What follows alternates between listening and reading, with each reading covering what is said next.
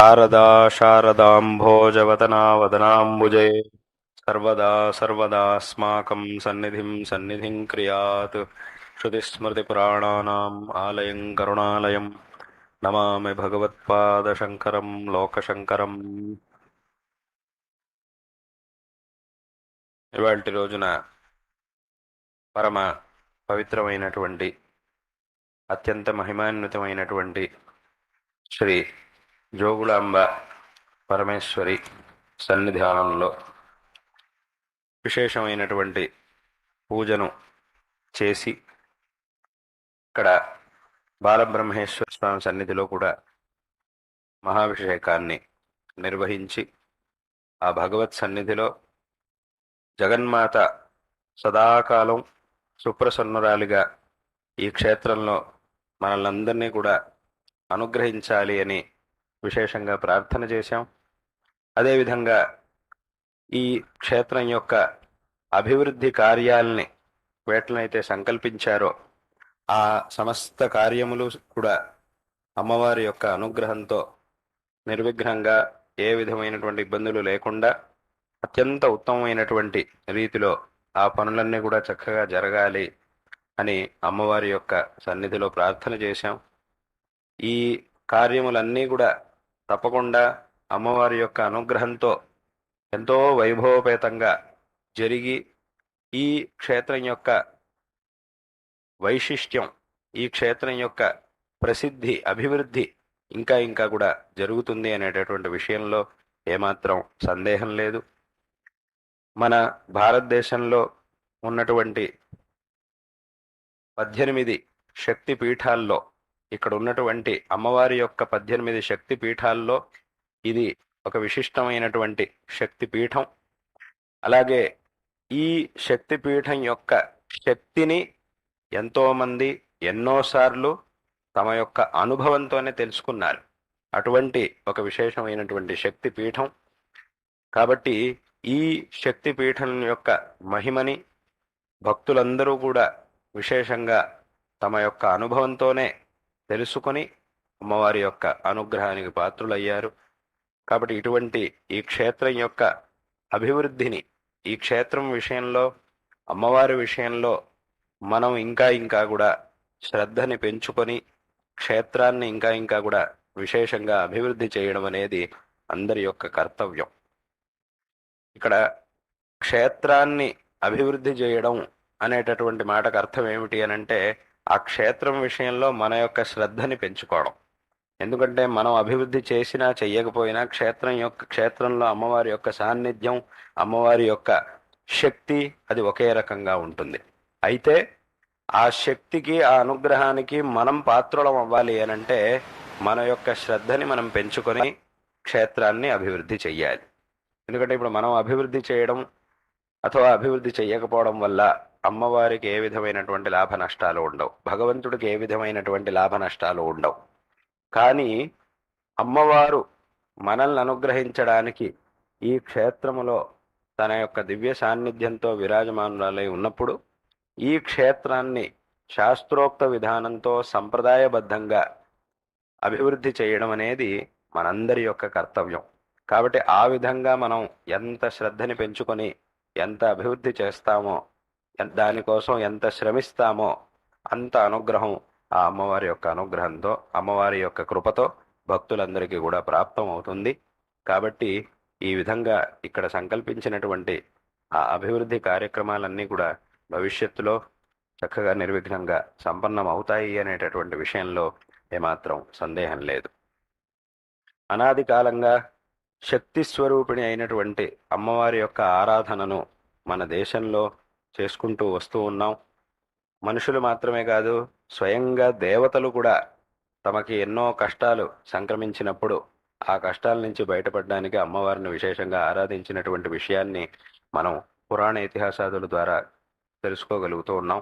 కాబట్టి దేవతలు, మహర్షులు, అవతార పురుషులు, విద్వాంసులు, కవులు నుంచి సామాన్యమైనటువంటి మనుషుల వరకు అందరూ కూడా అమ్మవారిని విశేషంగా, శక్తి స్వరూపిణి అయినటువంటి అమ్మవారిని విశేషంగా ఆరాధించినటువంటి విషయాన్ని మనం ఇతిహాసం ద్వారా తెలుసుకుంటూ ఉన్నాం.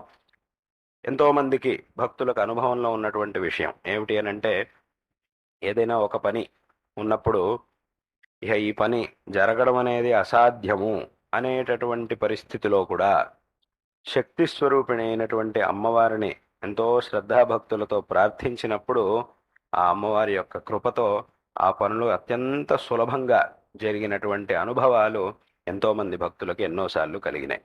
ఇంక ఈ పని జరగడం అసాధ్యం అనేటటువంటి పరిస్థితిలోనూ కూడా అత్యంత శ్రద్ధాభక్తులతో ఎవరైతే అమ్మవారిని ప్రార్థించి ఆరాధించారో వాళ్ళ యొక్క అనుభవంలో ఈ విషయాలన్నీ కూడా ఉన్నాయి. కాబట్టి అటువంటి ఆ శక్తి స్వరూపిణి అయిన అమ్మవారి యొక్క ఆరాధన అనాది కాలంగా మన దేశంలో ఉన్నది. విశేషంగా మహాభారతంలో ఒక సంఘటన గురించి చెప్పాలంటే, మహాభారతంలో యుద్ధం, కురుక్షేత్ర యుద్ధం ప్రారంభం అవడం కంటే ముందు ఒక సందర్భం ఉన్నది. ఏమిటి అనంటే, ఇంక తర్వాత రోజు నుంచి కురుక్షేత్ర యుద్ధం ప్రారంభం కాబోతోంది. ఆ సందర్భంలో కృష్ణ పరమాత్మ అర్జునుణ్ణి పిలిచి అడుగుతాడు, ఏమయ్య అంత నువ్వు యుద్ధానికి సిద్ధమయ్యావా అని అడుగుతాడు. నేను అన్ని రకాలుగాను సిద్ధంగా ఉన్నాను, యుద్ధానికి అన్ని రకాలుగాను సన్నద్ధమై ఉన్నాను అని చెప్తాడు. అప్పుడు భగవంతుడు ఒక మాట చెప్తాడు. ఏమిటంటే, నువ్వు అన్ని రకాలుగాను తయారై ఉండొచ్చు, కానీ ఒక పని మాత్రం ఇంకా మిగిలింది అని అంటాడు. ఏమిటది అని అడిగితే అప్పుడు వెంటనే అంటాడు కృష్ణుడు, నువ్వు అమ్మవారిని విశేషంగా ప్రార్థించి అమ్మవారిని ప్రసన్నం చేసుకోవాలి. అమ్మవారు, దుర్గా అమ్మవారు చక్కగా నీకు ప్రసన్నురాలై నిన్ను అనుగ్రహిస్తే అప్పుడు మాత్రమే నీకు యుద్ధంలో జయం లభిస్తుంది. కాబట్టి నువ్వు ఇప్పుడు ఆ ఒక పనిని ఇప్పుడు చెయ్యాలి. ఇంకా చివరిగా చేయవలసినటువంటి పని అదొకటి ఉంది. అది కానిదే ఇంకా నీకు యుద్ధంలో జయం అనేది కుదరదు.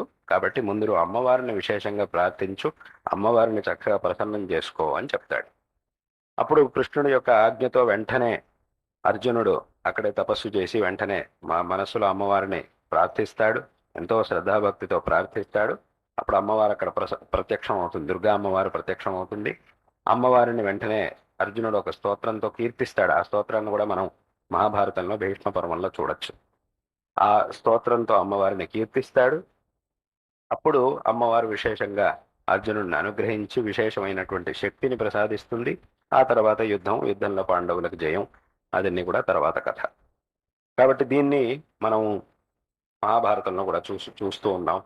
అదేవిధంగా జగద్గురు శ్రీ ఆదిశంకర భగవత్పాదాచార్యుల వారు, మన యొక్క సనాతన ధర్మాన్ని ఉద్ధరించినటువంటి మహాపురుషులు, వారు తమ యొక్క దిగ్విజయ యాత్రా కాలంలో ఎన్నో క్షేత్రాలకు వెళ్ళి, అమ్మవారి క్షేత్రాలకు విశేషంగా వెళ్ళి అక్కడ ఉన్నటువంటి శాస్త్ర విరుద్ధమైన ఆచారాలు, ఏదో కాలంలో ప్రారంభమైనటువంటి శాస్త్ర విరుద్ధమైన ఆచారాలన్నింటినీ కూడా సరిచేసి మళ్ళీ శాస్త్రబద్ధమైనటువంటి సాత్వికమైనటువంటి పద్ధతుల్లో అమ్మవారి యొక్క ఆరాధనని కూడా ఎన్నో చోట్ల ఏర్పాటు చేశారు. ఇవాళకి కూడా అదే పద్ధతిలో ఆయా క్షేత్రాల్లో ఆయా ఆరాధనలు ఇవాళకి కూడా కొనసాగుతూ ఉన్నాయి. అదేవిధంగా ఈ సనాతన వైదిక ధర్మం యొక్క నిరంతర ప్రచారం కోసం వారు స్థాపించినటువంటి శృంగేరి క్షేత్రంలో ఈ దక్షిణాంనాయ శృంగేరి శారదా పీఠం యొక్క అధిష్టాత్రి దేవతగా శారదామ్మవారిని ప్రతిష్ఠ చేశారు. ఆ అమ్మవారి యొక్క నామంతో ఈ పీఠం, ఈ శారదా పీఠము అనేటటువంటిది ఇవాళకి కూడా విచ్ఛిన్నమైన గురు పరంపరతో కొనసాగుతూ ఉన్నది. కాబట్టి ఈ విధంగా ఇందాక చెప్పినట్టుగా దేవతలు, ఋషులు, అవతార పురుషులు, రాజమహారాజులు, కవులు, విద్వాంసుల నుంచి సామాన్య జనాల వరకు అందరూ కూడా అమ్మవారి యొక్క విశేషమైనటువంటి ఆరాధనను చేసి అమ్మవారి యొక్క అనుగ్రహానికి పాత్రులైనటువంటి వారు. కాబట్టి ఎలాగైతే ఒక శిశువుకి తల్లి యొక్క రక్షణ అనేది ఎంత ఆవశ్యకమో, ఆ తల్లి యొక్క సంరక్షణలో ఉన్నప్పుడు మాత్రమే ఆ శిశువుకి విశేషమైనటువంటి రక్షణ లభించి ఆ జీవితంలో చక్కగా తల్లి యొక్క శిక్షణలో విశేషమైనటువంటి అభివృద్ధి అనేది సాధ్యమవుతుందో, అదేవిధంగా ఆ శక్తి స్వరూపిణి అయినటువంటి అమ్మవారి యొక్క అనుగ్రహం మనకి లభించినప్పుడు మాత్రమే మన జీవితం అనేది సఫలమవుతుంది. అన్ని రకాలుగా కూడా మనం జీవితంలో సాఫల్యాన్ని పొందగలుగుతాం. అదేవిధంగా మనం ఎలాగైతే తల్లి తన పిల్లలకి నేర్పిస్తుందో, ఎలా ఉండాలి, ఎలా ఉండకూడదు, ఏం చెయ్యాలి, ఏం చెయ్యకూడదు అనేటటువంటి విషయాలన్నిటినీ నేర్పిస్తుందో, అదే విధంగా అమ్మవారు మనందరికీ కూడా ఆజ్ఞ చేసింది, ఎలా ఉండాలి, ఎలా ఉండకూడదు అనేటటువంటి విషయాలన్నిటినీ కూడా అమ్మవారు మనకి ఆజ్ఞాపించింది. ఏది ఎక్కడ ఆజ్ఞాపించింది, ఎక్కడ చెప్పింది అనంటే వేదశాస్త్రములలో. ఎక్కడుంది అమ్మవారు వేదశాస్త్రాల్లో ఆజ్ఞ చేసింది అని ఎక్కడుంది అనంటే, ఇప్పుడు లలితా సహస్రనామం పారాయణ చేసేవాళ్ళు చాలా మంది ఉన్నారు. చాలా మందికి అది అలవాటు ఉంది లలితా సహస్రనామం పారాయణ చేయడం. ఆ లలితా సహస్రనామాల్లో 2 నామాలు ఉన్నాయి. ఏమిటి అనంటే నిజాజ్ఞారూప నిగమ, పుణ్య ఫలప్రద అని 2 నామాలు. ఈ నామాలకు ఏమిటి అర్థం అనంటే నిజాజ్ఞారూప నిగమ అని. నిగమాలు అనంటే వేదములు మరియు ఆ వేదములను అనుసరించి వచ్చినటువంటి శాస్త్రములు, వీటిని నిగమాలు అని అంటారు. ఇవన్నీ కూడా అంటే ఈ వేదములలోనూ మరియు వేదములను అనుసరించి వచ్చినటువంటి శాస్త్రముల్లోనూ ఏ ఏ విషయాలనైతే చెయ్యమని చెప్పారో అథవా చెయ్యకూడదని చెప్పారో ఇవన్నీ కూడా అమ్మవారి యొక్క ఆజ్ఞారూపములు అని ఈ నామం యొక్క అర్థం. అంటే ఇక్కడ ఏం చేయమన్నా ఏం చేయకూడదని చెప్పినా కూడా అదంతా కూడా అమ్మవారి యొక్క ఆజ్ఞారూపాలు. కాబట్టి ఈ నామానికి అదర్థం నిజాజ్ఞారూప నిగమ, అమ్మవారి యొక్క స్వరూపములైనటువంటి వేదశాస్త్రములు. అంటే వేదశాస్త్రముల ద్వారా ఎవరైతే మనకి ఏం చెయ్యాలి, ఏం చెయ్యకూడదు అనేటటువంటి విషయాలన్నింటినీ కూడా ఉపదేశిస్తూ ఉన్నదో ఆ అమ్మవారు అని ఆ నామం యొక్క అర్థం. కాబట్టి ఏం చెయ్యాలి, ఏం చెయ్యకూడదు అనేటటువంటి విషయాలన్నిటినీ కూడా అమ్మవారు ఆ వేదశాస్త్రముల ద్వారా మనకి ఉపదేశిస్తూ ఉన్నది. కాబట్టి అక్కడ ఏం చెయ్యాలి అని ఆదేశించారో దాన్ని మనం చెయ్యాలి, ఏం చెయ్యకూడదు అని నిషేధించారో దాన్ని మనం ఎప్పుడు కూడా చెయ్యకూడదు. ఒకవేళ చేస్తే ఏమవుతుంది, దేన్ని చెయ్యాలన్నారో దాన్ని మాత్రమే చేస్తే అథవా దేన్ని చేయకూడదన్నారో దాన్ని కూడా చేస్తే ఏమవుతుంది అనంటే దాని అర్థాన్ని తర్వాత నామంలో చెప్పారు. పుణ్య ఫలప్రద అంటే శాస్త్రంలో దేన్ని చేయమని చెప్పారో అంటే దేన్ని చేయడం ద్వారా మనకి శ్రేయస్సు లభిస్తుందో దాన్నే పుణ్యము అని అంటారు.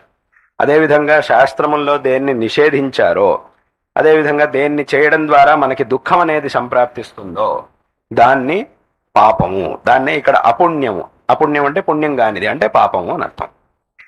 కాబట్టి ఏం చెయ్యాలి, ఏం చెయ్యకూడదు అనేటటువంటి విషయాలన్నిటినీ కూడా అమ్మవారు వేదశాస్త్రముల ద్వారా మనకు ఉపదేశించింది. ఆ ఉపదేశాలని అర్థం చేసుకోవడానికి కావలసినటువంటి బుద్ధిశక్తిని, వివేకాన్ని ఇచ్చింది. ఏం చెయ్యాలో వాట్లను చేయడానికి కావాల్సినటువంటి ఈ కర్తృత్వ శక్తిని ఇచ్చింది, త్రికరణాలని మనకిచ్చింది. మనకు కావాల్సినటువంటి రీతిలో ఈ ప్రపంచాన్ని మనకి సృష్టించింది. ఇవన్నీ చేసేసింది. ఇంకా మన యొక్క కర్తవ్యం ఏమిటి అని అంటే అక్కడ ఏం చేయమని చెప్పారో దాన్ని చేయడం, ఏం చేయకూడదని చెప్పారో దాన్ని చేయకుండా ఉండడం. అమ్మవారు ఇంత చేసింది కాబట్టి ఇప్పుడు ఎవరైనా ఒక మనిషి చేయవలసినటువంటి పనిని చెయ్యకపోతే అప్పుడు అమ్మవారు వచ్చి మన చేయి పట్టుకొని తీసుకెళ్ళి ఇది చెయ్యి, అది చెయ్యి అని చేయించదు ఎప్పుడు కూడా. అథవా ఎవరైనా ఒక మనిషి తప్పుడు పని చేస్తూ ఉంటే అమ్మవారు వచ్చి వాడి చేయి పట్టుకొని ఆపదు. ఎందుకంటే చెప్పాల్సిందంతా చెప్పేసేసింది. చెప్పింది, దాన్ని అర్థం చేసుకునే బుద్ధిని ఇచ్చింది, దాన్ని ఆచరణ చేయడానికి కావాల్సినటువంటి త్రికరణాలను ఇచ్చింది, అన్నిటినీ ఇచ్చేసింది. అన్నిటినీ ఇచ్చేసి ఏం చెప్పింది అని అంటే చెప్పాల్సినవన్నీ చెప్పడం అయిపోయింది.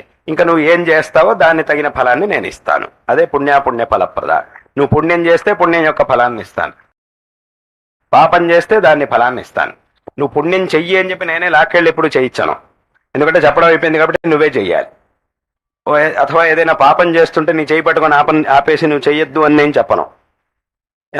ఎందుకంటే ఏది చేయకూడదు అనేదాన్ని చెప్పడం అయిపోయింది కాబట్టి ఇంకా నువ్వు ఏం చేస్తావో దానికి తగినటువంటి ఫలాన్ని మాత్రం నేను ఇస్తాను. అది అమ్మవారు చెప్తోంది మనకి ఈ నామం ద్వారా. పుణ్య ఫలప్రద.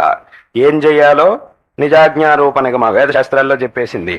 ఆ తర్వాత మనం అక్కడ చెప్పినటువంటి విషయాల్ని పెట్టుకొని ఏం చేస్తామో దానికి తగినటువంటి ఫలాన్ని కూడా అమ్మవారు ఇస్తుంది. అందుకే దీనికి శంకరాచార్యుల వారు తమ యొక్క భాష్యంలో ఒక అద్భుతమైనటువంటి ఉదాహరణని ఇచ్చారు.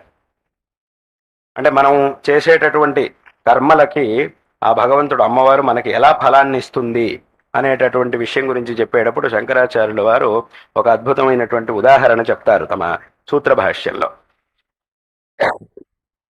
ఏమిటి అనంటే ఈశ్వరస్తు పర్జన్యవద్ ద్రష్టవ్య అని శంకరాచార్యుల వారు అంటారు భాష్యంలో. ఈ మాటకి ఏమిటి అర్థం అనంటే, ఈశ్వరుడు పర్జన్యం, పర్జన్యం అంటే వర్షం అని అర్థం. వర్షం అంటే వర్షం నుంచి మనకి లభించే నీళ్లు అని అర్థం. వర్షాలు పడితేనే నీళ్లుంటాయి, నీళ్లతోనే మనకు వ్యవసాయం ఇవన్నీ కూడా జరుగుతాయి. అంటే ఈ మాటకు అర్థం ఏమిటి అనంటే, ఈశ్వరుడు ఆ వర్షాల ద్వారా మనకి లభించేటటువంటి నీటి లాంటి వాడు అని శంకరులు ఆ భగవంతుడికి, మనకి కర్మఫలాన్ని ఇచ్చేటటువంటి భగవంతుడికి ఉదాహరణగా శంకరులు ఇలా అన్నారు. అంటే ఏమిటి దాని అర్థం ఏంటి? ఈ ఉదాహరణని మనం ఎలా అర్థం చేసుకోవాలి అని అంటే, ఇక్కడ మనం తెలుసుకోవాల్సినటువంటి విషయం ఏమిటంటే, లోకంలో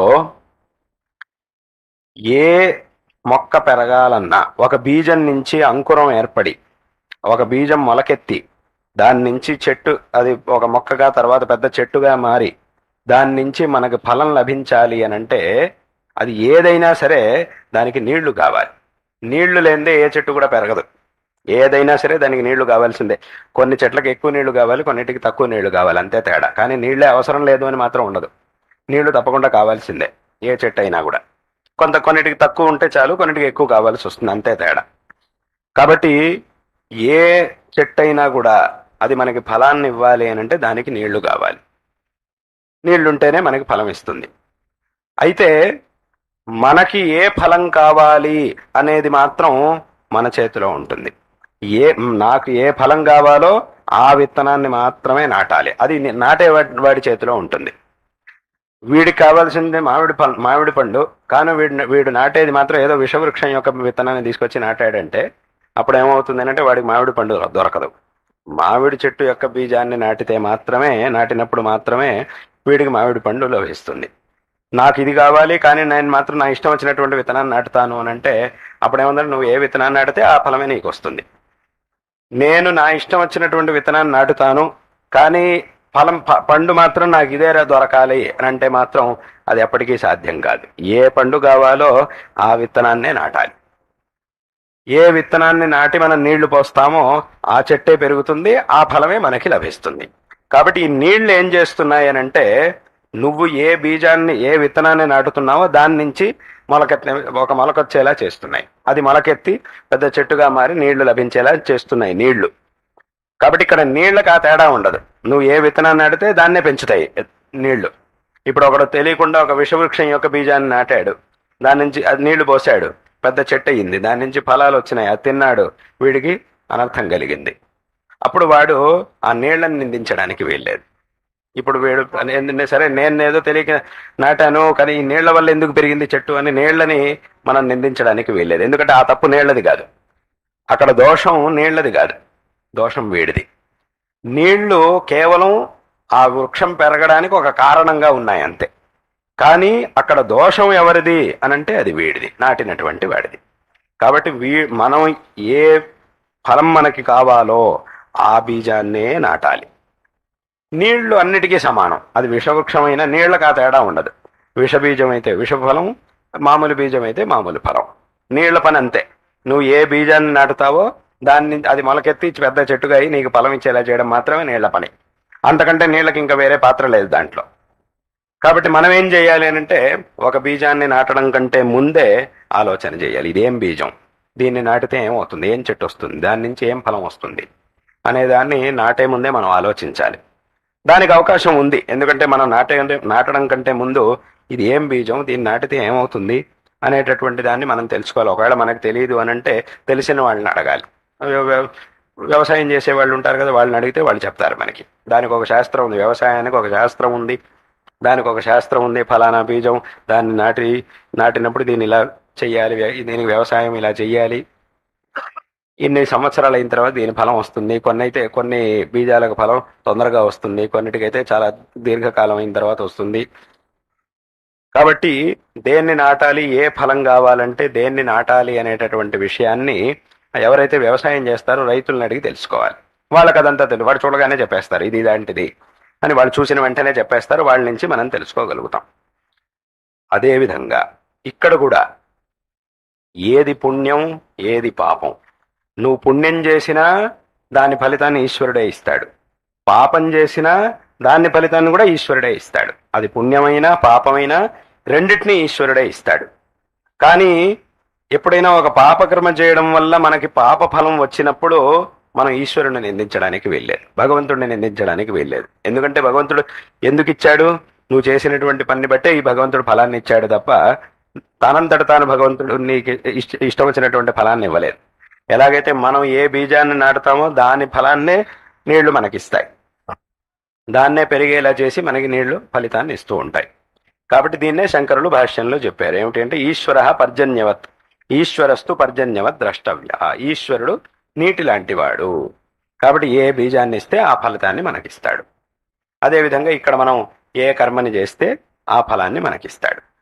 కానీ ఏం చేయాలి ఏం చేయకూడదు అనే దానికి శాస్త్రంలో ఈశ్వరుడు మనకి చెప్పాడు, ముందే చెప్పేశాడు. ఇది వేదంలో శాస్త్రముల్లో ఇలా చెయ్యాలి ఇలా చెయ్యాలని చెప్పాడు. మాకు వేదశాస్త్రాలు తెలియవు కదండి, మాకు ఎలా తెలుస్తుంది ఏది చేయాలని అంటే తెలిసిన వాళ్ళని అడగాలి. అందుకే ఎవరైతే వేదశాస్త్రాన్ని తెలిసినటువంటి వాళ్ళు ఉన్నారో వాళ్ళని అడిగి, పెద్దవాళ్ళని అడిగి వాళ్ళ నుంచి ఏం చెయ్యాలి ఏం చేయకూడదు అనేటటువంటి దాన్ని మనం తెలుసు. ఎలాగైతే ఇక్కడ మనం లోకంలో రైతులను అడిగి తెలుసుకుంటామో ఏది సరైనటువంటి బీజం, దేన్ని నాటితే ఏ ఫలం వస్తుంది అనే దాన్ని మనం రైతులను అడిగి తెలుసుకుంటామో, అదేవిధంగా ఇక్కడ కూడా వేదశాస్త్రాలను తెలిసినటువంటి వాళ్ళు ఎవరైతే ఉన్నారో వాళ్ళ నుంచి మనం తెలుసుకోవాలి. కాబట్టి ఇక్కడ ఆ నిజాజ్ఞారూప నిగమ పుణ్యాపుణ్య ఫలప్రద ఈ రెండు నామాల్లో మనకి ఇంత అర్థాలు, ఈ రెండు నామాలు మనకి ఇంత అర్థాన్ని చెప్తూ ఉన్నాయి అమ్మవారి యొక్క సహస్రనామంలో. కాబట్టి ఈ నామం యొక్క అర్థం అది. అమ్మవారు ఇప్పుడు చెప్పినట్టుగా ఈ ప్రపంచాన్ని సృష్టించింది. ఈ ప్రపంచంలో ఉన్నటువంటి జీవులందరికీ కూడా వాళ్ళ వాళ్ళ కర్మలకు అనుసారంగా మనకి జన్మ అనేది లభించింది. ఈ జన్మలో మనం చేయవలసినటువంటివి ఏమిటి, చేయకూడనటువంటివి ఏమిటి అనేటటువంటి విషయాలన్నింటినీ కూడా అమ్మవారు మనకి ఆ వేదశాస్త్రముల ద్వారా ఉపదేశించింది. తదనంతరం మనం ఏ పనులైతే చేస్తామో దానికి తగినటువంటి ఫలాన్ని అమ్మవారు మనకిస్తుంది.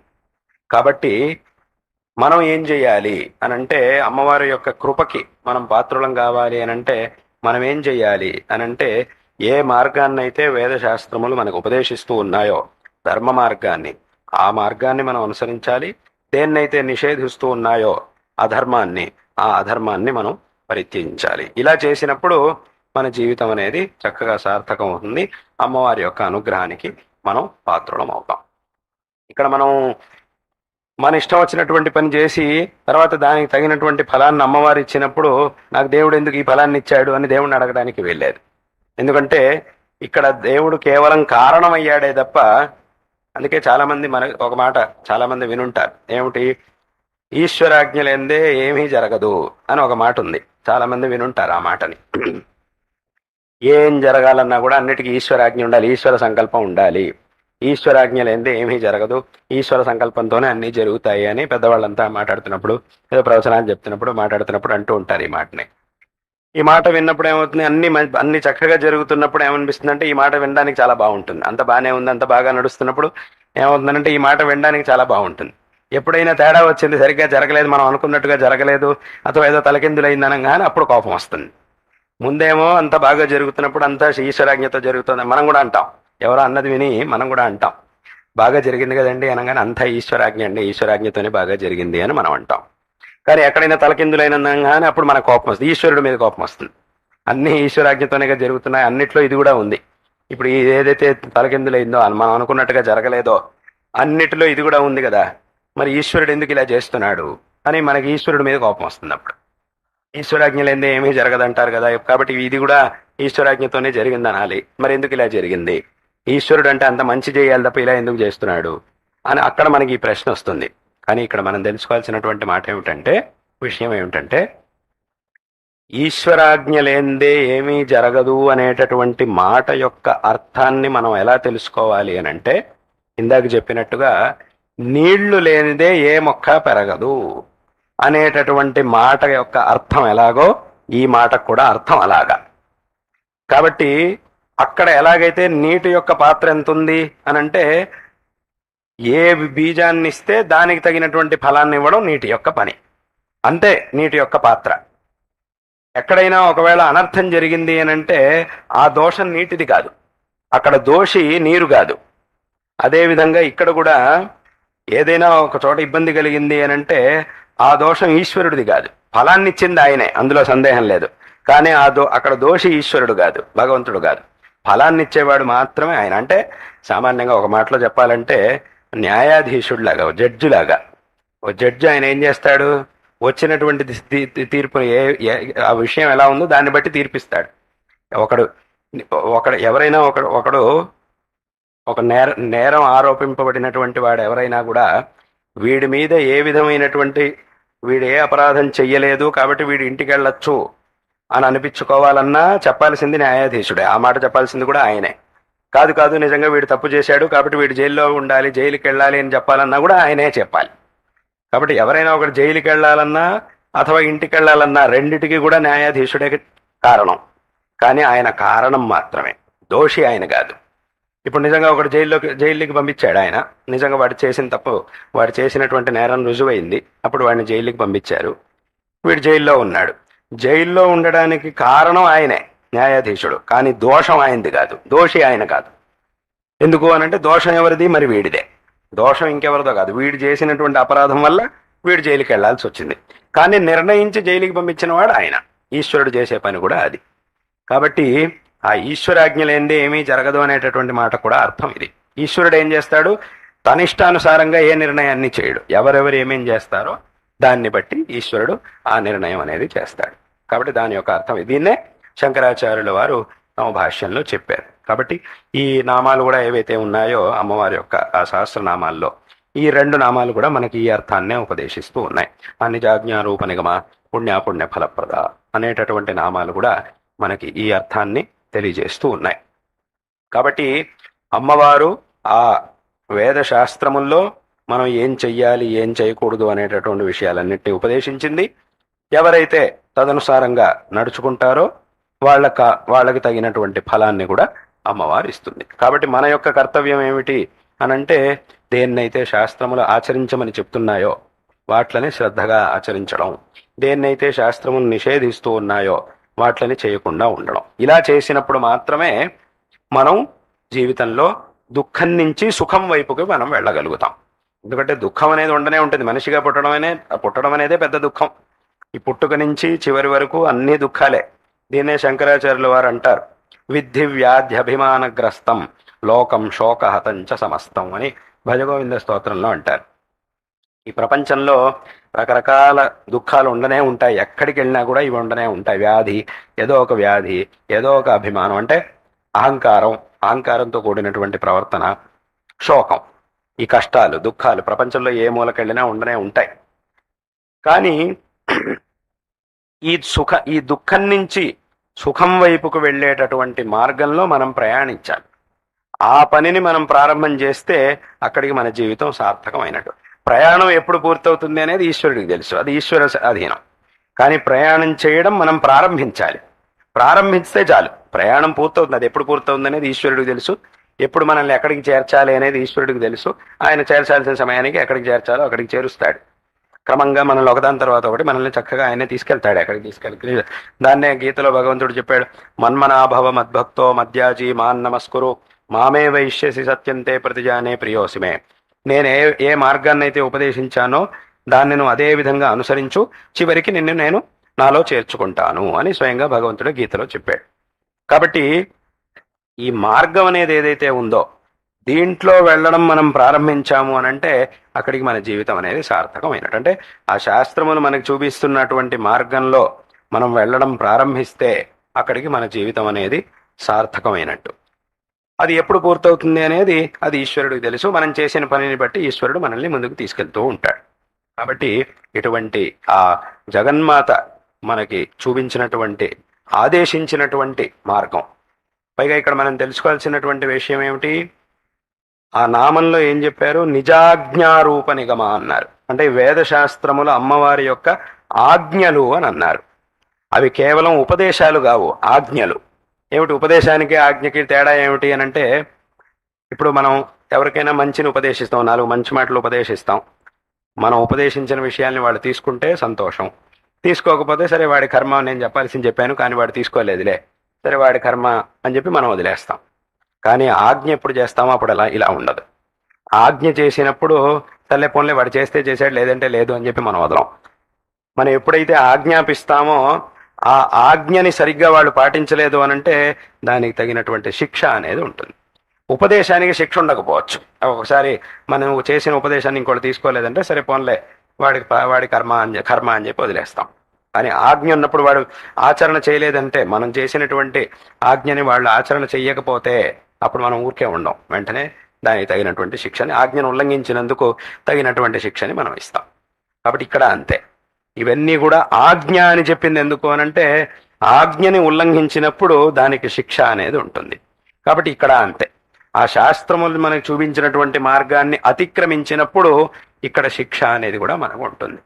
కాబట్టి ఈ శాస్త్రములు ఏవైతే ఉన్నాయో అవి మనకి ఈ శాస్త్రముల ద్వారా అమ్మవారు మనల్ని ఆజ్ఞాపిస్తోంది.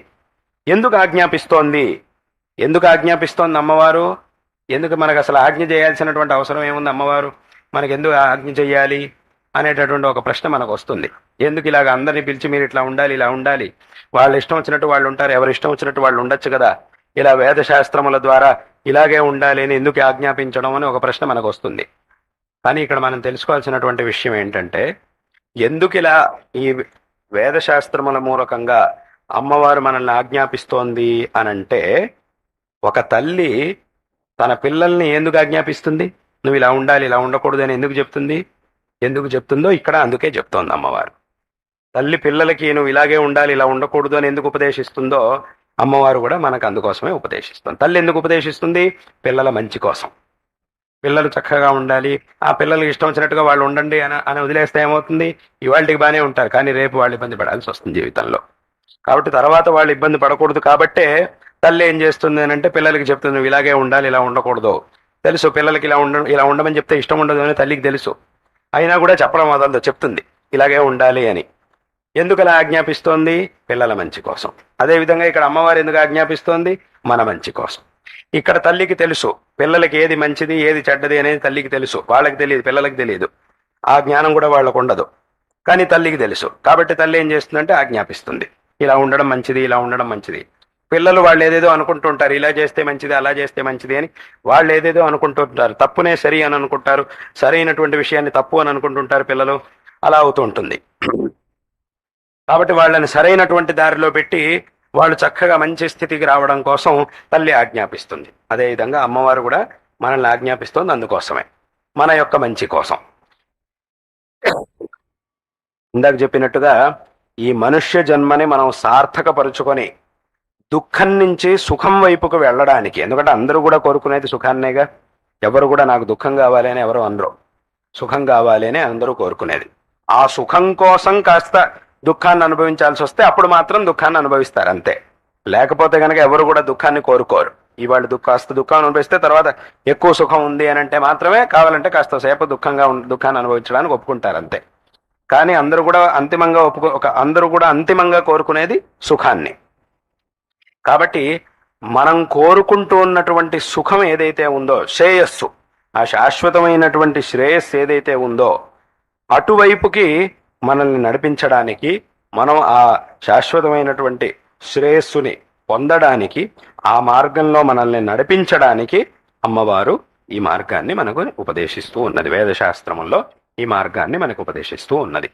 కాబట్టి దీని యొక్క ఆచరణ అనేది అత్యంత ఆవశ్యకమైనటువంటిది. అందరూ కూడా చక్కగా మన యొక్క పరంపర, మన యొక్క సనాతన ధర్మ పరంపర అనేది ఏదైతే ఉందో ఈ పరంపర విషయంలో విశేషమైనటువంటి శ్రద్ధాభక్తులు కలిగినటువంటి వాళ్ళై విశేషంగా దీన్ని ఆచరించాలి, తద్వారా జీవితాన్ని సార్థకపరుచుకోవాలి అనేటటువంటి విషయాన్ని ఈ సందర్భంలో అందరికీ కూడా తెలియజేస్తూ ఉన్నాం.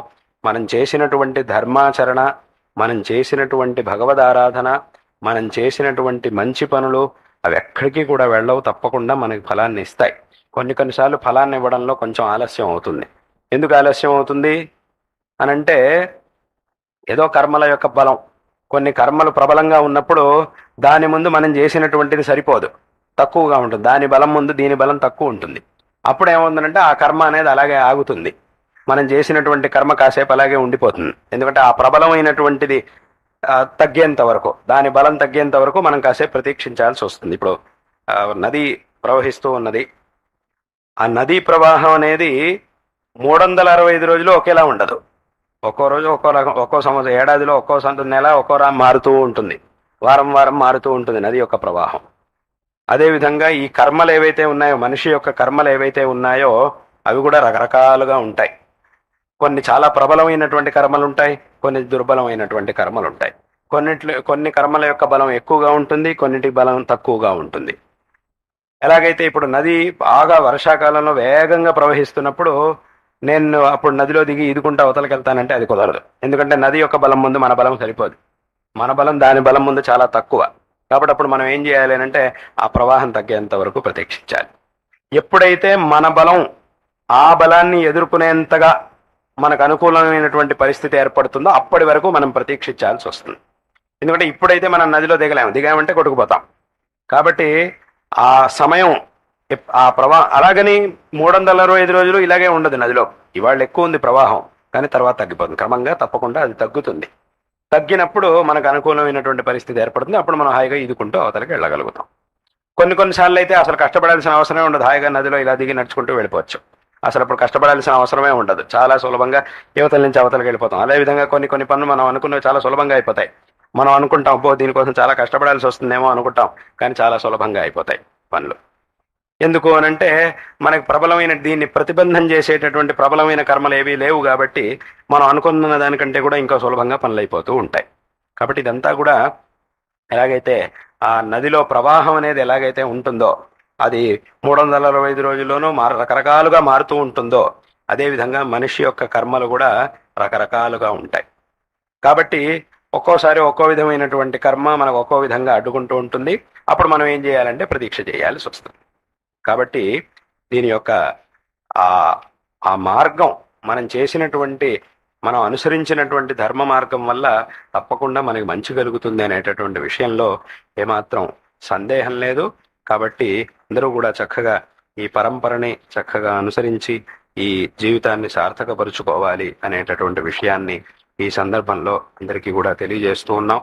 ఈ ధర్మం, ఈ పరంపర, దీని యొక్క విషయంలో అందరూ కూడా చక్కగా శ్రద్ధగా ఉండాలి, దీని తప్పకుండా ఆచరణ చేయాలి. ఎందుకంటే ఈ ధర్మ మార్గం అనేది ఏదైతే ఉందో ఇది కేవలం ఎవరో ఒకళ్ళ కల్పన కాదు, ఎవరో ఒకళ్ళు మన ఊరికే ఏదో కల్పన చేసి చెప్పినటువంటి విషయం కాదు. ఇది వాస్తవమైనటువంటి విషయం. వాస్తవమైనటువంటి విషయం కాబట్టి ఇది ఎవరో ఒక కల్పన, ఎవరో ఒకరు చేసినటువంటి కల్పితమైనటువంటి విషయం కాదు, ఇది సత్యమైనటువంటి విషయం. అంటే ఇప్పుడు ఒక ఉదాహరణ చెప్పాలంటే, ఒక పెద్ద భవనం ఉంది. ఒక భవనాన్ని నిర్మాణం చేయాలంటే ముందు స్తంభాలను నిర్మాణం చేస్తాం. స్తంభాలను నిర్మాణం చేసి దాని మీద భవనాన్ని నిర్మాణం చేస్తాం. ఈ స్తంభాలు భవనానికి ఆధారంగా ఉన్నాయి అనేటటువంటి విషయం ఏదైతే ఉందో అది వాస్తవమైనటువంటి విషయం. ఇది ఎవరో ఒకళ్ళ కల్పన కాదు, ఎవరో ఒకరి భావన కాదు, అది వాస్తవమైనటువంటి విషయం. ఇప్పుడు ఎవరో ఒకళ్ళు ఈ ధర్మం గురించి మనం చెప్పినప్పుడు అబ్బే నేను ఈ ధర్మాన్ని అంతా ఒప్పుకోను, దీన్నంతా నేను అంగీకరించను అని ఎవరో అన్నంత మాత్రాన ఉన్న ధర్మం ఎక్కడికి వెళ్ళిపోదు. అదే ఎలాగైతే ఇప్పుడు ఆ స్తంభం మీద భవనం అనేది ఉంది, స్తంభాల మీద భవనం అనేది నిలబడింది. ఇప్పుడు ఎవడో అక్కడికి వచ్చి ఈ స్తంభాల మీద ఈ భవనం ఉంది అనే విషయాన్ని నేను ఒప్పుకోను, ఈ భవనానికి ఈ స్తంభాల ఆధారం అనే విషయాన్ని నేను ఒప్పుకోను అన్నంత మాత్రాన ఆ భవనం కూలిపోదు, భవనం అట్టగే ఉంటుంది. ఎందుకంటే ఇది ఎవడో ఒకడి కల్పన కాదు. నువ్వు సమ్మతించినా సమ్మతించకపోయినా, నీకు తెలిసినా తెలియకపోయినా ఇది వాస్తవం. వాస్తవమైనటువంటి విషయం ఏదైతే ఉంటుందో, అది సత్యమైనటువంటి విషయం ఏదైతే ఉంటుందో అది ఎప్పుడు కూడా ఒక మనిషి యొక్క సమ్మతి కోసం ఎదురు చూడదు, ఒక మనిషి సమ్మతించడం కోసమో అథవా ఒక మనిషి తెలుసుకోవడం కోసం ఎదురు చూడదు. అది తనంతట తాను అలాగే ఉంటుంది, తన యొక్క అస్తిత్వాన్ని తాను పొంది ఉంటుంది ఎప్పుడు కూడా. దాన్ని మనం తెలుసుకుంటాం, ఉన్నదాన్ని మనం తెలుసుకుంటున్నామే తప్ప మనం తెలుసుకుంటున్నాం కాబట్టి అది ఉన్నది అని మాత్రం అనుకోకూడదు. ఈ ధర్మం అనేది కూడా అటువంటిది. ఇప్పుడు ఎవడో ఒకడు అనొచ్చు నేను దీన్ని ఒప్పుకొని, ఈ ధర్మాన్ని నేను ఒప్పుకోను అని ఎవడో ఒకడు అనొచ్చు, అన్నంత మాత్రాన ఈ ఉన్న ధర్మం ఎక్కడికి వెళ్ళిపోదు, అది ఉన్నది అనేటటువంటి విషయంలో ఏమాత్రం సందేహం లేదు. కాబట్టి ఎలాగైతే స్తంభాలు ఒక భవనానికి నిజంగా ఆధారంగా ఉన్నాయో, నువ్వు ఒప్పుకున్నా ఒప్పుకోకపోయినా అవి ఆధారంగానే ఉన్నాయి. నువ్వు ఒప్పుకుంటే అది నిలుస్తుంది, ఒప్పుకోకపోతే కూలిపోతుంది అని ఉండదు. అదేవిధంగా నువ్వు ధర్మాన్ని ఒప్పుకుంటే ధర్మం అనేది ఉంటుంది, లేదంటే ధర్మం అనేది ఉండదు అనేటటువంటి మాటకి ఇక్కడ అవకాశం లేదు. కాబట్టి అటువంటి మార్గాన్ని మన శాస్త్రాలు మనకి చూపిస్తూ ఉన్నాయి. అందుకే ఇది ధర్మం, మతం కాదు. మన యొక్క సనాతన ధర్మం అనేది ఇది మతం కాదు, ధర్మం. ఏమిటి తేడా? మతానికి ధర్మానికి ఏమిటి తేడా అనంటే, మతం అనంటే ఎవరో ఒకరి మతి నుంచి పుట్టినటువంటిది. ఎవరో ఒక వ్యక్తి తన మతిలో తనకి అనిపించినటువంటి కొన్ని విషయాల్ని అందరూ కూడా ఇలా చేస్తే బాగుంటుంది, ఇలా ఉంటే బాగుంటుంది అని తనకు అనిపించినటువంటి విషయాల్ని కొంతమందికి ఉపదేశించినప్పుడు వాళ్ళందరూ కూడా దాన్ని అనుసరించి అలా అలా ఇంకా ఇంకా ఇంకా ఇంకా కొంతమంది అందరూ కూడా అనుసరిస్తూ పోతే అలా ఒక మతం ఆవిర్భవిస్తుంది, ఒక మతం పుట్టుకొస్తుంది. కాబట్టి ఒక మతాన్ని ఇప్పుడు ఇవాళ కూడా ఒక మతం కావాలంటే తయారు చేయొచ్చు. ఈ క్షణంలో కూడా ఒక మతాన్ని ఎవరైనా తయారు చేయగలరు. కానీ ధర్మాన్ని మాత్రం ఎవరు తయారు చేయలేరు. ధర్మం అనేది స్వతహా ఉండవలసినటువంటి. అందుకే ఈ ప్రపంచంలో ఏ మతాన్ని తీసుకున్నా కూడా దానికి ఒక సమయం ఉంటుంది, దాని యొక్క ప్రారంభం అనేది ఉంటుంది. ఎందుకంటే అది మతం మాత్రమే కాబట్టి. అది మతం కాబట్టి దానికి ఒక ప్రారంభం ఉంది, దానికి ఒక కాలం ఉంది, దాన్ని ప్రారంభించినటువంటి ఒక వ్యక్తి ఉన్నాడు, ఎవరో ఒక వ్యక్తి ఉన్నాడు, అలా ఉంది. కానీ ఈ హిందూ ధర్మానికి, మన సనాతన ధర్మానికి మాత్రం అది లేదు. అందుకే దీన్ని ప్రారంభించినటువంటి ఒక వ్యక్తి కానీ, దీన్ని ప్రారంభించినటువంటి కాలం కానీ ఇదేమీ కూడా దీనికి లేదు. ఎందుకంటే ఇది వస్తుస్థితిని అనుసరించి వచ్చినటువంటిది, ఎవరో ఒకరి మతి నుంచి వచ్చినటువంటిది కాదు. కాబట్టి ఇది ఈ ధర్మం యొక్క గొప్పతనం. కాబట్టి దీన్ని అందరూ కూడా చక్కగా తెలుసుకొని దీన్ని చక్కగా ఆచరణ చేసి కృతార్థులు కావాలి. తద్వారా ఆ జగన్మాత యొక్క అనుగ్రహానికి అందరూ కూడా పాత్రులు కావాలి అనేటటువంటి విషయాన్ని ఈ సందర్భంలో అందరికీ కూడా తెలియజేస్తూ ఉన్నాం. ఇందాక ఆరంభంలో చెప్పినట్టుగా ఇక్కడ ఇవాళ రోజున అమ్మవారి యొక్క సన్నిధిలో, ఈశ్వరుడి యొక్క సన్నిధిలో విశేషమైనటువంటి పూజను నిర్వహించి అమ్మవారి యొక్క అనుగ్రహంతో అందరికీ కూడా సకల శ్రేయస్సులు లభించాలి. అదేవిధంగా ఈ క్షేత్రంలో జరగబోయేటటువంటి ఆ అభివృద్ధి కార్యాలు అవన్నీ కూడా చక్కగా ఏ విధమైనటువంటి ఇబ్బందులు లేకుండా నిర్విఘ్నంగా చక్కగా జరిగి ఇంకా ఇంకా కూడా అమ్మవారి యొక్క అనుగ్రహంతో ఈ క్షేత్రం అభివృద్ధి కావాలి అనేటటువంటి ప్రార్థనని వాటి రోజున అమ్మవారి సన్నిధిలో చేసి ఉన్నాం. తప్పకుండా ఇది అభివృద్ధి చెందుతుంది, ఇంకా ఇంకా కూడా విశేషమైనటువంటి అభివృద్ధి చెందుతుంది అనేటటువంటి విషయంలో ఏమాత్రం సందేహం లేదు. ఇప్పుడు ఇక్కడ విశేషంగా అమ్మవారి యొక్క ఆరాధనలు, ఉత్సవాలు ఇవన్నీ కూడా చక్కగా శాస్త్రోక్తంగా అన్నీ కూడా శాస్త్రీయంగా అన్నీ కూడా జరగాలి. ఎవరైతే అర్చకులుగా ఉన్నారో అందరూ కూడా చక్కగా నియమాల్ని చక్కగా పరిపాలించాలి.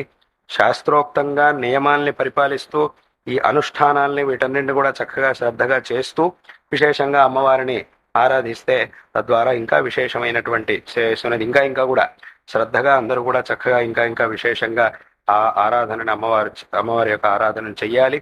ఎందుకంటే ఆ క్షేత్రం అన్నప్పుడు దానికి ఎన్నో నియమాలు ఉంటాయి. ఆ నియమాలన్నింటినీ కూడా తప్పకుండా అనుసరించాలి. నియమాల్ని అనుసరించేటటువంటి విషయంలో ఎప్పుడు కూడా ఏ విధమైనటువంటి తేడా ఉండకూడదు. ఒకవేళ ఏమన్నా ఒకటి రెండు తేడాలు ఏమన్నా ఉంటే వెంటనే వాటిని సరి చేసుకోవాలి. సరి చేసుకొని వెంటనే ఆ ఆలయంలో ఆ పూజా పద్ధతులు, ఉత్సవాదులు వీటన్నిటిని కూడా చక్కగా నిర్వహించుకోవాలి. కాబట్టి ఆ నియమాల్ని తప్పకుండా అందరూ కూడా అనుసరించాలి. అది అర్చకులైనా, నిర్వాహకులైనా, భక్తులైనా, ఇతర సిబ్బంది అయినా అందరూ కూడా ఒక క్షేత్రంలో ఎంత పవిత్రతని మనం కాపాడుతామో, ఎంత నియమాల్ని మనం అనుసరిస్తామో ఆ క్షేత్రం యొక్క గొప్పతనం కూడా అంతగా ఉంటుంది.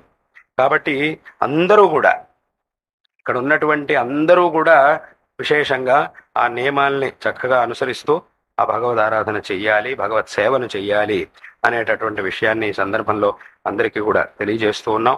కాబట్టి ఇంకా కూడా కొన్ని నియమాలు ఇంకా చేయవలసినటువంటి కూడా కొన్ని ఉన్నాయి. ఎందుకంటే నేను కొంత మాట్లాడి తెలుసుకున్నప్పుడు ఇంకా కొన్ని నియమాలు కూడా చేయవలసినటువంటి ఉన్నాయి.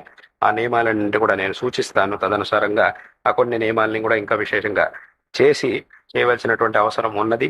కాబట్టి ఆ నియమాలను కూడా తర్వాత సూచించడం జరుగుతుంది. తద్వారా కూడా అవన్నీ కూడా చేయించాలి అనేటటువంటి విషయాన్ని ఈ సందర్భంలో తెలియజేస్తూ ఉన్నాం. అదేవిధంగా అమ్మవారి యొక్క సన్నిధిలో ఇప్పుడు నిత్యం ఆరాధన అదంతా కూడా చక్కగా జరుగుతోంది. అదేవిధంగా నిత్యం అభిషేకానికి మరియు విశేష ఆరాధన కోసం అమ్మవారి యొక్క సన్నిధిలో ఒక విశేషమైనటువంటి శ్రీచక్రాన్ని మళ్ళీ పునః స్థాపన చేయవలసినటువంటి అవసరం ఉన్నది. అది వాళ్ళ చూసినప్పుడు మళ్ళీ శ్రీచక్రాన్ని స్థాపన చేయవలసినటువంటి అవసరం ఉన్నది. కాబట్టి ఆ శ్రీచక్రం యొక్క ఏర్పాటుని కూడా మేము ఇవాళ రోజున సంకల్పం చేశాం. విశేషంగా పీఠం నుంచి ఈ శృంగేరి శారదా పీఠం ద్వారా దాని యొక్క ప్రతిష్ట, ఆ శ్రీచక్రం, దాని ప్రతిష్ట, దాని విధానం ఇత్యాదులన్నిటినీ కూడా చక్కగా విశేషంగా చేయించాలి అని సంకల్పం చేయడం జరిగింది. అది ఎలా చేయాలనే దాన్ని కూడా తర్వాత మళ్ళీ నేను సూచిస్తాను. తదనుసారంగా అవన్నీ కూడా తర్వాత చేయండి. అలాగే ఇంకా విశేషంగా ఇక్కడ ఉన్నటువంటి శివాలయాలన్నిటిలోనూ వచ్చే కాలంలో ఆ అనుకూలమైన అన్ని రకాలుగాను అనుకూలమైనటువంటి వాతావరణం ఏర్పడి చక్కగా అక్కడ కూడా నిత్య పూజలు ప్రారంభమయ్యి తద్వారా ఇంకా ఇంకా విశేషమైనటువంటి అభివృద్ధి జరుగుగాక అని ఈ సందర్భంలో మా యొక్క ఆశీర్వాదాలని తెలియజేస్తూ ఉన్నాం. ఎందుకంటే ఇవన్నీ కూడా మనం చూస్తున్నటువంటి ఈ ఆలయాలు ఇవన్నీ కూడా ఎంతో ప్రాచీన కాలం నుంచి ఇతిహాసాన్ని పొందినటువంటి ఆలయాలు, ఎంతో మహిమాన్వితమైనటువంటి సన్నిధులు. కాబట్టి ఇక్కడంతా కూడా విశేషంగా నిత్య పూజాది ఏర్పాట్లు కూడా భవిష్యత్తులో చక్కగా జరిగి ఇప్పుడు కూడా ఇక్కడ క్షేత్రంలో నిత్యం పూజలు, ఉత్సవాలు, అర్చనలు, అదేవిధంగా వేద పారాయణలు, పురాణాది పారాయణలు ఇవన్నీ కూడా చక్కగా ఎప్పుడు ఇక్కడ జరుగుతూ ఉంటే తద్వారా ఇంకా ఇంకా విశేషంగా క్షేత్రం అభివృద్ధి అవుతుంది. ఇక్కడికి వచ్చేటటువంటి భక్తులందరికీ కూడా ఇంకా ఇంకా విశేషంగా అమ్మవారి యొక్క అనుగ్రహం లభిస్తుంది. కాబట్టి ఇవన్నీ కూడా ఇంకా విశేషంగా జరుగుగాక అని మరొకసారి ఆశీర్వాదాలని ఈ సందర్భంలో తెలియజేస్తూ మీ అందరికీ కూడా నారాయణ స్మరణ పూర్వకంగా ఆశీర్వాదాన్ని తెలియజేస్తూ ఉన్నాం.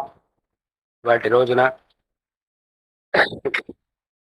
ఇక్కడికి వచ్చినటువంటి కమిషనర్ గారు హనుమంతరావు గారు, ఆయనకి మా యొక్క ఆశీర్వాదాన్ని తెలియజేస్తున్నాం. గోవింద హరి గారికి అందరికీ కూడా మా యొక్క ఆశీర్వాదాలని తెలియజేస్తూ ఉన్నాం. అలాగే ఇక్కడ కార్యనిర్వహణాధికారి గారు చాలా శ్రద్ధగా విశేషంగా ఎంతో శ్రద్ధతో మేము ఇక్కడికి రావాలి అని విశేషంగా ప్రార్థన చేసి ఇక్కడికి వచ్చి ఇవన్నీ కూడా చూసి అమ్మవారిని ఆరాధించి ఇవన్నీ కూడా చూసి ఇంకా ఇంకా ఏం చెయ్యాలి అనేటటువంటి విషయాల్ని సూచించాలి అని చాలా శ్రద్ధగా ఆవిడ ప్రార్థన చేశారు. ఆవిడ యొక్క ప్రార్థనతో విశేషంగా ఇక్కడికి రావడం జరిగింది. అమ్మవారి యొక్క ఎందుకంటే ఇంతకు ముందు దాదాపుగా 7 సంవత్సరాల క్రితం ఇక్కడికి మేము వచ్చాము. ఆ యొక్క యాత్రా సందర్భంలో ఇక్కడికి రావడం జరిగింది. ఆ తర్వాత మళ్ళీ ఈ ప్రాంతానికి రావడం కుదరలేదు. కాబట్టి ఇప్పుడు ఈ యాత్రలో విశేషంగా ఇక్కడికి రావాలి అనేటటువంటి సంకల్పం. ఎందుకంటే మళ్ళీ ఇక్కడి నుంచి శ్రీశైలానికి వెళ్ళాలి. ఇవాళ రోజున మళ్ళీ ఇక్కడి నుంచి శ్రీశైలానికి వెళ్ళాలి. కాబట్టి ఇక్కడి నుంచి శ్రీశైలానికి వెళ్ళేటప్పుడు ముందు ఇక్కడికి వచ్చి అమ్మవారి యొక్క దర్శనం చేసి, ఇది ఆ ద్వారం కాబట్టి శ్రీశైలానికి ఇక్కడికే వచ్చి ఇక్కడి నుంచే శ్రీశైలం వెళ్ళాలి అనేటటువంటి ఆ భగవత్ సంకల్పం తదనుసారంగా వాటి రోజున ఇక్కడికి రావడం జరిగింది. అమ్మవారి యొక్క ప్రార్థన అంతా కూడా చేయడం జరిగింది. కాబట్టి ఈ సందర్భంలో ఆవిడ కూడా మా యొక్క నారాయణ స్మరణ పూర్వకమైన ఆశీర్వాదాలను తెలియజేస్తూ ఉన్నాం. ఇంకా మీ ద్వారా విశేషంగా ఇంకా ఇంకా మంచి ఇంకా కూడా అభివృద్ధి జరుగుగాక అని అధికారులందరి యొక్క సహకారంతో అందరి యొక్క భక్తులందరి యొక్క సేవతో ఈ క్షేత్రం ఇంకా అభివృద్ధి చెందుగాక అనే ఆశీర్వాదాన్ని తెలియజేస్తున్నాం. అదేవిధంగా ఇక్కడ వేద పండితులు, అర్చకులు అందరికీ కూడా ఇక్కడ సేవ చేస్తున్నటువంటి అందరికీ కూడా మా యొక్క ఆశీర్వాదాన్ని తెలియజేస్తూ సమస్త భక్తులకి ఆశీర్వాదాన్ని తెలియజేస్తూ ఈ భాషణాన్ని ఇక్కడికి ముగిస్తూ ఉన్నాం. హర నమః పార్వతీపతయే హర హర మహాదేవ్.